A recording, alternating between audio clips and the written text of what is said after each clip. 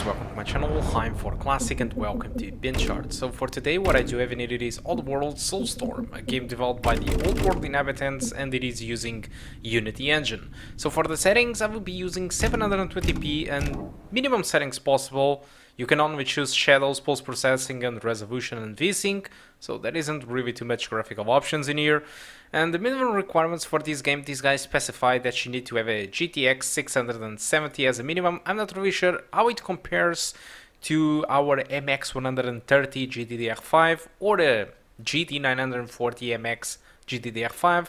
But the results are here, and in this second level at 720p using low settings, my average was 35 frames per second, but unfortunately it does drop to a minimum of 24, so 14% of the time the game was below 30 frames per second, and honestly that scares me a little bit with the forward levels, because I'm expecting that forward levels will only show you more complex levels, and I'm expecting that those complex levels might be more demanding.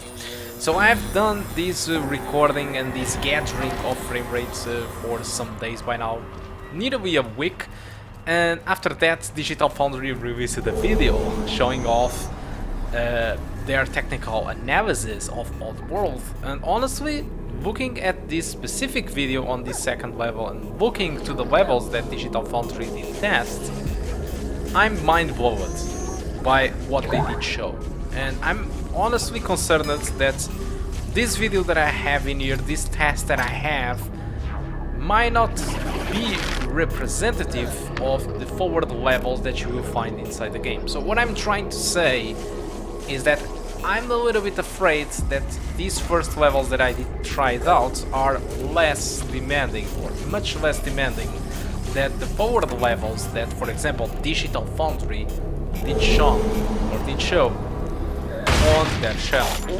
So that's why I'm concerned, and I'm concerned mostly because we are running the game at above 30 frames per second, but there are already some moments where the game does drop below 30. So I'm a little bit concerned that forward levels you will be spending probably more time under 30 than above. So I feel like I have done a bad job covering this game, and I decided to release the video anyway because I don't have really too much time to try out the game, and there are some red flags about this game that I didn't like it. For example, I do think that this game, it is a nice remake from the classics. I never played the classics, but I trust in the words of reviewers and YouTubers that say that it is a nice remake. And I did enjoy what I played. It is a nice stealth game. It has some intelligent physics which you need to use, and you can use these things whatever you want. I mean, or you can take different approaches to many parts of the levels, and that's interesting. In fact, I like these type of games, and actually I did enjoy the game. But what I'm not liking about it is, for example, its price. So this game costs $49.99, so it's a full price for what it looks like almost an indie game, which is not entirely an indie game. It's Oddworld, but still it is expensive. And also it is an Epic Store exclusive, which, as far as I'm aware, a lot of people refuses to buy outside from Steam, which is something that I don't agree. I have multiple games on Epic Store, on GOG, on on Origin, on Uplay, and I'm fine with that. But I know that many people aren't, and for many people this is a big no when it comes to buying games. So yeah, this is two red flags related with the buying and the stores, but there is one big red flag about this game. So this game contains tons of cutscenes, and they are unskippable the first time you see them. After the next times you watch the cutscenes, you can skip them. So yeah, this is one thing. But the cutscenes of this game are pre-rendered. So yeah, it's a choice. It takes more space in the disk space, but at least visually it looks like they want it, and not like your PC can handle.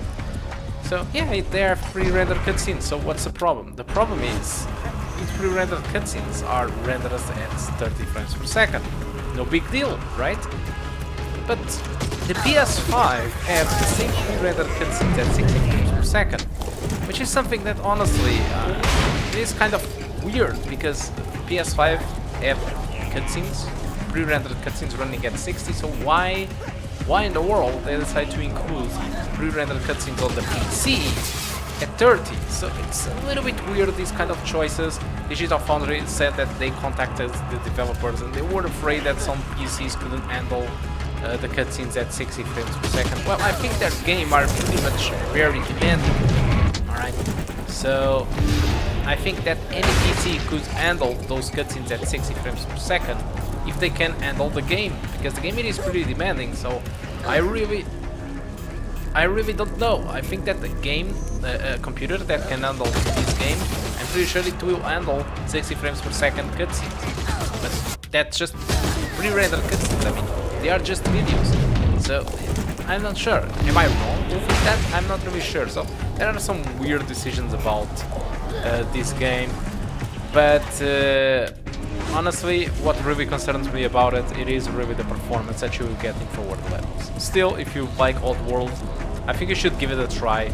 I'm pretty sure the developers will optimize the game further and further to try to get more and more performance.